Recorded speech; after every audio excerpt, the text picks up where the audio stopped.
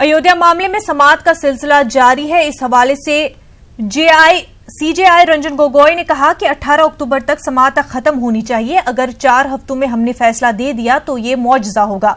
उन्होंने मजीद कहा कि अगर समाअत 18 अक्टूबर तक खत्म नहीं हुई तो फैसला देना काफी मुश्किल होगा। दूसरी जानिब हिंदू फरीक ने कहा कि जवाब देने के लिए 3 से 4 दिन का वक्त चाहिए होगा।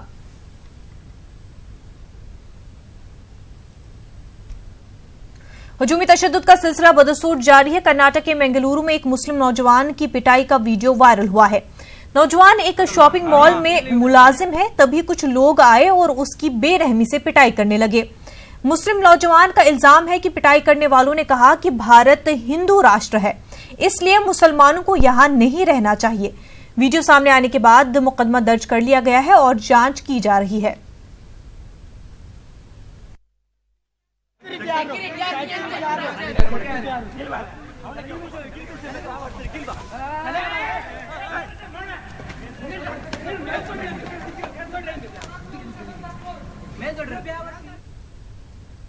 तबरेज अंसारी की बेवा को मुस्लिम लीग की जानिब से 10 लाख रुपए का चेक बतौर मदद दिया गया है। मुस्लिम लीग के कौमी सदर ने शाइस्ता परवीन को यह चेक दिया है। दिल्ली में मुनक़दा एहतजाजी मुजाहरे के मौके पर मुस्लिम लीग की जानिब से शाइस्ता परवीन को चेक दिया गया।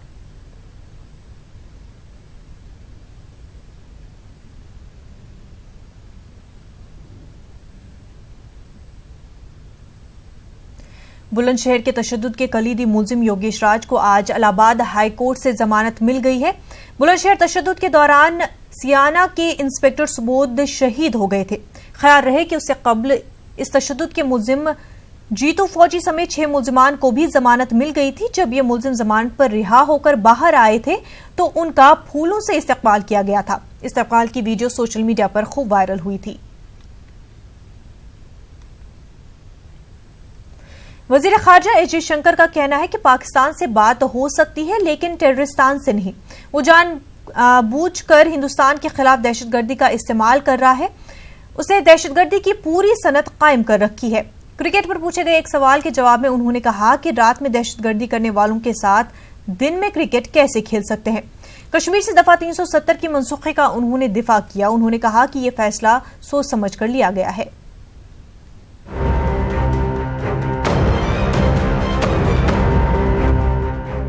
आलमी सतह पर पाकिस्तान की सिफारती साख दांव पर है।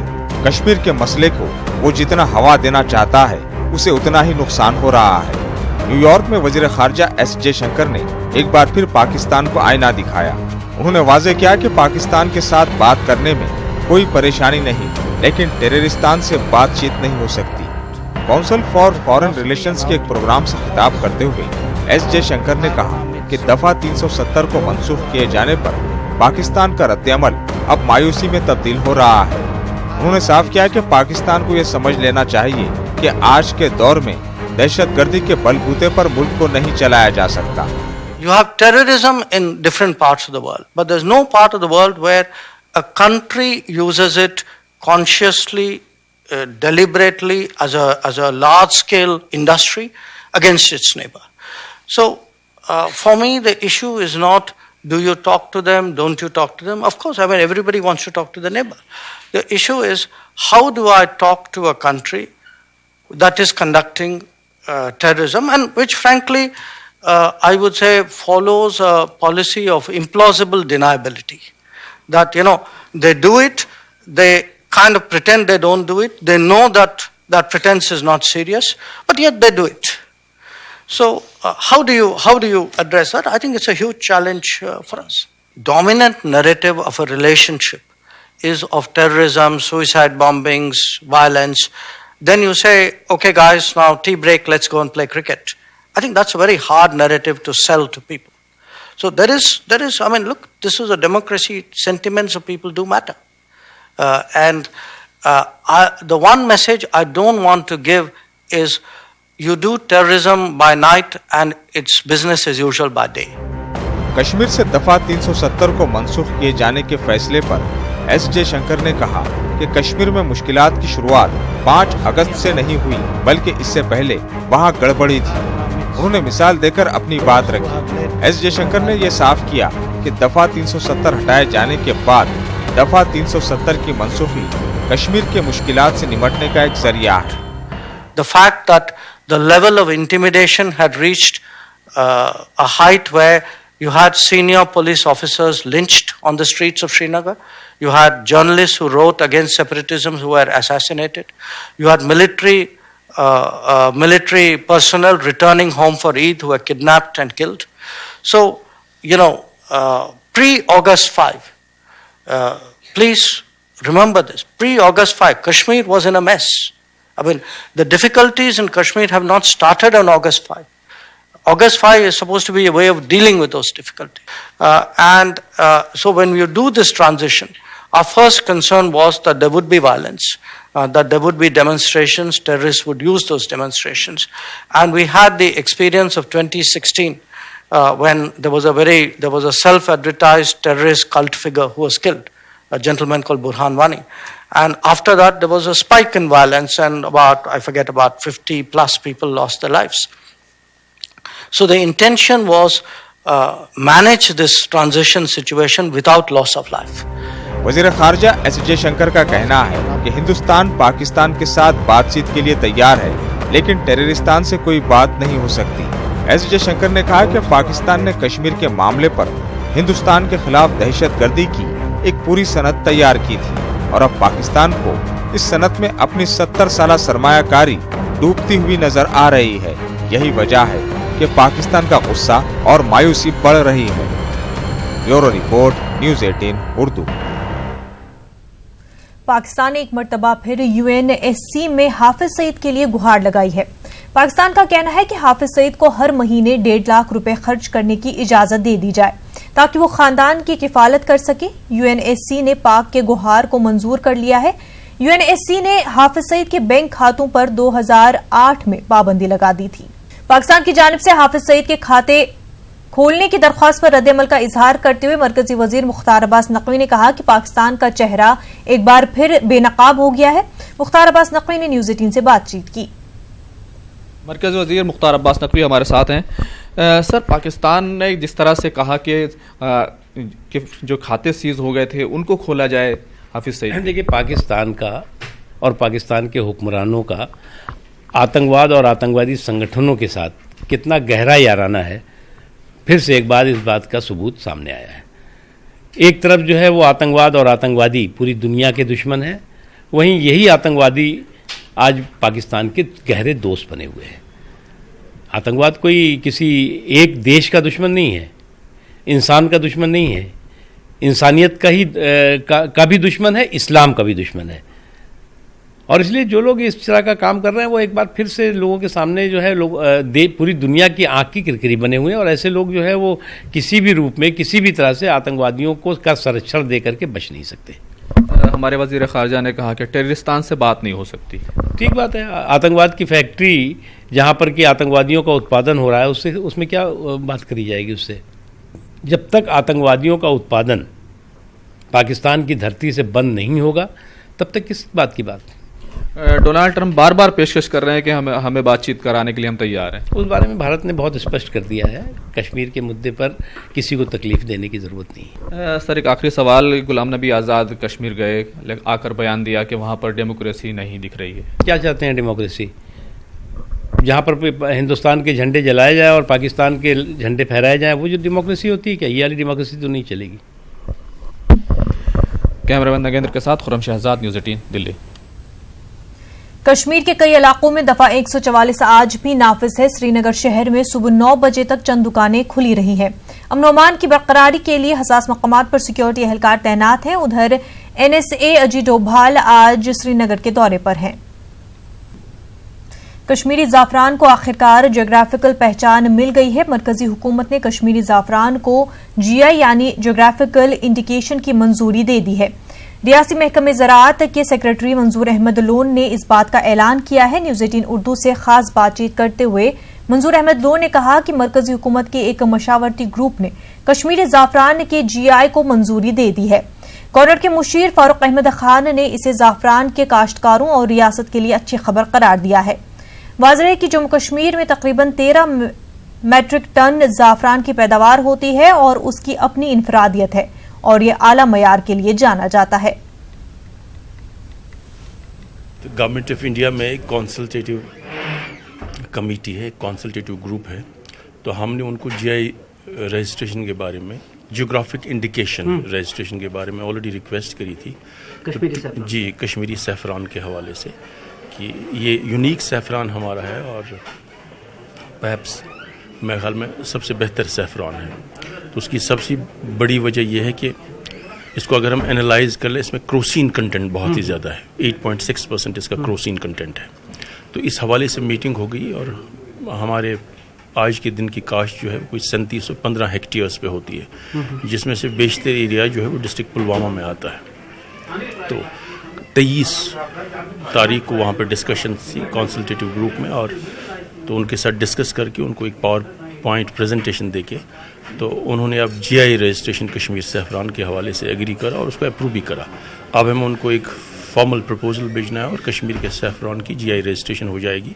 और दुनिया में जो भी यहाँ का सैफरान है, इट्स अराउंड कोई 12 से 13 टन जो है मैट्रिक टन आज के दिन की काश्त है और सबसे बेहतर सैफरान है। तो कश्मीर ब्रांड के नाम से ये दुनिया में बिके। ये ज़ाफ़रान ग्रोअर्स के लिए बहुत बड़ी एक खुशखबरी है कि उनके ज़ाफ़रान को ये ब्रांड मिल गया। अब कश्मीरी ज़ाफ़रान के नाम से वो बिकेगा और पूरी दुनिया में आप किसी जगह पे भी जाकर उस ज़ाफ़रान को किसी दूसरी चीज़ के साथ मिक्सअप करके किसी और नाम से नहीं बेच सकते। तो ये एक इसी तरह से हमारी कोशिश है मंजूर साहब के साथ मिलकर, सेक्रेटरी हार्टिकल्चर के साथ, कि हम कश्मीर के फ्रूट को भी, जो खसूसी फ्रूट्स हैं यहाँ के, उनको भी एक ब्रांड दें। और उसके साथ साथ सिल्क का, जैसे मैं अभी जिक्र कर रहा था, ये सब ब्रांडिंग किन के लिए है? इसका सबसे डायरेक्ट फ़ायदा जो है, सबसे मैक्सिमम फ़ायदा जो है वो ग्रोअर्स को है। और हम ग्रोअर्स के लिए ही ये सारा कुछ, ये सारा एहतमाम जो है सरकार की तरफ से, एडमिनिस्ट्रेशन की तरफ से, ये सिर्फ ग्रोअर्स के बेनिफिट के लिए और उनके फ़ायदे के लिए। कश्मीर में अब रेशम की सनत कई सालों से अदम तवज्जुही का शिकार है। अब इंतजामिया इस सनत को जदीद तकाज़ों के मुताबिक ढालकर इसे फरोग देने की बातें कर रही है। उधर किरमकशों का कहना है कि उन्हें बाजार से अब रेशम के गुंजों की कीमत इस बार काफी कम मिली है। पेश श्रीनगर से news 18 associate editor Shabbir Ahmed की एक खास रिपोर्ट।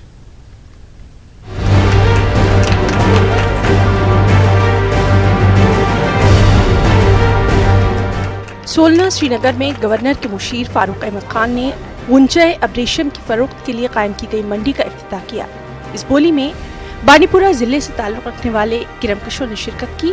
खरीदारों में जम्मू कश्मीर और बैरून रियासत के कई व्यापारियों ने शिरकत की। सेल शुरू होने के चंद मिनट के अंदर ही कई किरमकशों के चेहरों पर मायूसी के आसार नुमाया नजर आए। उनका कहना था कि उन्हें पिछली बार के मुकाबले में कम कीमत हासिल हो रही है। 960 ठीक रेट है। कहाँ है? एक मैंने बोला 1200 तक होना चाहिए। हम गरीब लोग करते हैं, ये अमीर लोग कुछ भी नहीं करेगा। हमारे हाथों से बदबू बोलते हैं अमीर। ये हम लोगों की मेहरबानी है। पिछले साल कितना मिला था? पिछले साल ये 1200 मिला अगले साल, मगर इस साल बहुत दूर मार किया। पिछले साल 1200 मिला था? जी जी। इस साल 960 मतलब कम मिला ना, बहुत कम मिला। पतमिन रेट कम बड़ी बड़ अफसोस कत क्या पतम लट आयस तकरीबन 2-2 रुपये रेट कम पतम नश क्या गवर्नमेंट कुन अपील कर, अगर यी रोज ग तेल हेको आइंद यह काम कर इलाक सोनावारी क्या दुश्वारी गो तुलान तम पे 3-4 तक लाल। बैरून रियासत से आए व्यापारी कश्मीर के रेशम की तारीफ तो कर रहे थे, लेकिन वो कम कीमतों के लिए सरकार को जिम्मेदार ठहरा रहे हैं।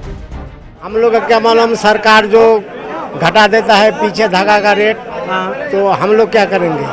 अच्छा ये बताइए, कश्मीर का कुकुन कुछ खास है इसमें, इसलिए वहाँ से यहाँ आते? हाँ खास है। क्या खास है? इसमें थोड़ा धागा ज्यादा बनता है। किरमकश तो किरमकश, सरकारी ऑफिसर्स भी किरमकशी के तई मुख्तलिफ सरकारों की अदम तवज्जुही का रोना रोते नजर आए। सेक्रेटरी ज़राअत और बागवानी मंजूर अहमद लोन ने कहा कि रियासती सरकार को इस शोबे की तरफ ज्यादा तवज्जो देनी चाहिए। उनके मुताबिक ये शोबा अभी तक मरकजी स्कीमों के रहमो करम पर ही सांसें ले रहा है। उन्होंने अब रेशम के गुंचे की मिनिमम सपोर्ट प्राइस बढ़ाने का यकीन दिलाया। कोई लैंड की जरूरत नहीं है। जैसे अगर आप ग्रोवर हैं, एग्रीकल्चरिस्ट हैं, हॉर्टिकल्चरिस्ट हैं, एक आध कमरा आपके पास 12 बाय 12 कमरा हो तो एक एडिशनल वोकेशन है आपका, एक और मजीद पेशा है जिससे आप लाख या 1.5 लाख रुपए कमा सकते हैं। लेकिन अगर इसमें भी MSP minimum support price government की तरफ से ऑलरेडी हुआ है, उसको हम रिवाइज कर रहे हैं, और मार्केटिंग लिंक्स जैसे आप बता रहे थे, अगर मार्केटिंग लिंक्स इंश्योर हो। फारूक अहमद खान ने मंजूर अहमद लोन की तरफ से उठाए गए मसाइल को हल करके कश्मीर में रेशम की शान रफ्ता बहाल करने का ऐलान किया। मिलकर उस तरफ चलें कि कश्मीर सिल्क को एक हम GI टैगिंग करवाएं, और कश्मीर सिल्क के नाम के ऊपर अब जिस जगह पे भी वो सिल्क बनेगा वो कश्मीर सिल्क के नाम से बनेगा, वो किसी और दूसरे नाम से नहीं बनना चाहिए। ये चाइनीज सिल्क को स्मगल कर लाते हैं और हमारे सिल्क की इंडस्ट्री को तबाह कर रहे हैं। उनके खिलाफ कड़ी से कड़ी कार्रवाई करवाने के लिए भी जो भारत सरकार की एजेंसीज हैं, मैं उनसे भी दरख्वास्त करूंगा ऐसी तमाम गैर कानूनी जो दरामदात हैं उनको बंद करवा दिया जाए, ताकि हमारा जो सिल्क है, जो नेचुरल सिल्क है, उसको अपनी कदर भी मिले, उसको अपनी मंजिलत भी मिले, और उसके लिए जो उसके ग्रोअर हैं उनको सबसे ज्यादा पैसा मिला, ताकि इस फील्ड की तरफ लोग ज्यादा से ज्यादा आएं। जम्मू कश्मीर में 950 मीट्रिक टन अब रेशम का ऊंचा सालाना तैयार किया जाता है। जम्मू में 600 मीट्रिक टन और कश्मीर में 350 मीट्रिक टन ऊंचाई अब रेशम तैयार किया जाता है। डोगरा राज में कश्मीर की रेशम सनत सरकार की आमदनी का सबसे बड़ा जरिया थी, लेकिन बाद में ये सनत जवाल पजीर हुई। कुछ साल से इस सनत को फिर से बहाल करने की कोशिश की जा रही है और इसके खातिर ख्वाह नताइज भी बरामद होने लगे हैं, लेकिन बुनियादी सतह पर किरमकशों को अभी भी सहूलियात मैसर नहीं है। श्रीनगर से शब्बीर अहमद की रिपोर्ट। कर्नाटक में अगले माह असेंबली सेशन होने वाला है। मजे की बात यह है कि अभी तक असेंबली और काउंसिल में लीडर ऑफ ऑपोजिशन का पता नहीं है। दोनों ऐवानों में कांग्रेस सबसे बड़ी ऑपोजिशन जमात है, लेकिन अभी तक कांग्रेस ने इन 2 ओहदों के लिए नामों को मंजूरी नहीं दी है।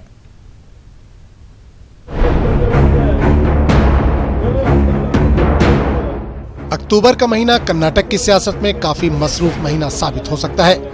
21 अक्टूबर को ज़िमनी इंतखाबात के तहत वोट डाले जाने हैं, तो वहीं 10, 11 और 12 अक्टूबर को कर्नाटक असेंबली व काउंसिल का विंटर सेशन भी मुनक्किद किया जा रहा है। कमाल की बात यह है कि रियासत में कांग्रेस के पास इंतखाबात का सामना करने के लिए न तो स्टेट बॉडी है और न ही दोनों हाउस में हुकूमत को घेरने के लिए अपोजिशन लीडर है। गुलाम नबी आज़ाद और हमारे KC वेणुगोपाल जो उस्तुवारी हमारे महासचिव है, वो आने वाले थे, मगर ये जो कश्मीर का मसला वगैरह जो हुआ है उसके बाद उनको समय भी नहीं मिला है। आने वाले दिनों में आएंगे और हमारे पार्टी में कोई भिन्न अभिप्राय नहीं है। यूनानिमसली जो हमारा हाई कमांड बोलेगा वो हम फॉलो करके करने हो जाएगा। असेंबली और काउंसिल के LOPs के दोनों ओहदों के लिए सिद्धरमैया कैंप और खड़गे कैंप में रस्साकशी भी देखी जा रही है। ऐसा कोई बात नहीं है, नहीं ऐसा कोई नहीं है, ऐसा कोई मिसअंडरस्टैंडिंग भी नहीं है, ना इत्तेफाक की बात कोई नहीं है। कांग्रेस में सभी यूनाइटेड, ऐसी कोई बात नहीं है। कांग्रेस में CLP लीडर तो अभी फिलहाल सिद्धरमैया जी है और KPC प्रेसिडेंट हमारे दिनेश गुंडूराव जी हैं। अभी रिकॉन्स्टिट्यूट हो रहा है हमारे स्टेट बॉडी। लोकसभा इंतखाबात में शिकस्त के बाद कांग्रेस हाईकमान ने रियासती सदर दिनेश गुंडूराव और कारगुजार सदर ईश्वर खंडरे को बरकरार रखते हुए पूरी की पूरी रियासती बॉडी को तहलील किया था। रियासती बॉडी को तहलील होकर भी कई माह गुजर चुके हैं, ताहम अभी तक कांग्रेस की स्टेट बॉडी भी तश्कील नहीं दी गई है। न्यूज़ 18 उर्दू के लिए गुलबर्गा से जवाद मीर की रिपोर्ट। नाज़रीन, इस वक्त एक बड़ी खबर सामने आ रही है। अरविंद केजरीवाल के NRC वाले बयान पर कार्रवाई की मांग की है मनोज तिवारी ने। मनोज तिवारी का कहना है कि केजरीवाल पर कानूनी कार्रवाई होनी चाहिए। साथ ही उन्होंने कहा, दूसरी रियासतों से आने वाले दरअंदाज कैसे हैं। इस वक्त हम खबर आपको बता रहे हैं। अरविंद केजरीवाल के NRC वाले बयान पर कार्रवाई की मांग की है मनोज तिवारी ने। उनका कहना है कि केजरीवाल पर कानूनी कार्रवाई होनी चाहिए। साथ ही मनोज तिवारी ने कहा, दूसरी रियासतों से आने वाले दरअंदाज कैसे हैं। आपको बता दें, केजरीवाल ने कल बयान दिया था कि मनोज तिवारी दिल्ली में NRC के लिए मांग कर रहे हैं, तो अगर ऐसा होता है सबसे पहले मनोज तिवारी को दिल्ली छोड़नी पड़ेगी। उसी पर रिएक्ट करते हुए मनोज तिवारी ने कहा है कि अरविंद केजरीवाल के खिलाफ कानूनी कार्रवाई होनी चाहिए। साथ ही उन्होंने कहा कि दूसरे रियासतों से आने वाले दरअंदाज कैसे हैं। अहम खबर इस वक्त की, मनोज तिवारी ने कहा है कि अरविंद केजरीवाल पर कानूनी कार्रवाई होनी चाहिए। ऐसा उन्होंने इसलिए कहा है क्योंकि अरविंद केजरीवाल ने कल मीडिया से खिताब करते हुए एक सवाल के जवाब में बयान दिया था कि मनोज तिवारी एनआरसी लागू हो दिल्ली में ऐसा मुतालबा कर रहे हैं और अगर ऐसा होता है तो सबसे पहले मनोज तिवारी को दिल्ली छोड़ना पड़ेगा, जिस पर मनोज तिवारी ने कहा है कि दूसरी रियासतों से आने वाले दरअंदाज कैसे हैं। साथ ही केजरीवाल पर कानूनी कार्रवाई का मुतालबा किया है।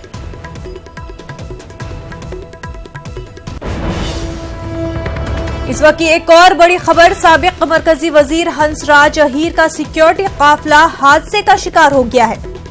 ट्रक ने सीआरपीएफ गाड़ी को टक्कर मार दी है। एक सीआरपीएफ जवान और गाड़ी के ड्राइवर की मौत हो गई है। जराये के हवाले से खबर है, दोनों की जाए हादसे पर मौत हो गई है। काफी अहम खबर इस वक्त की, साबिक मरकजी वजीर हंसराज अहीर का सिक्योरिटी काफिला हादसे का शिकार हो गया है।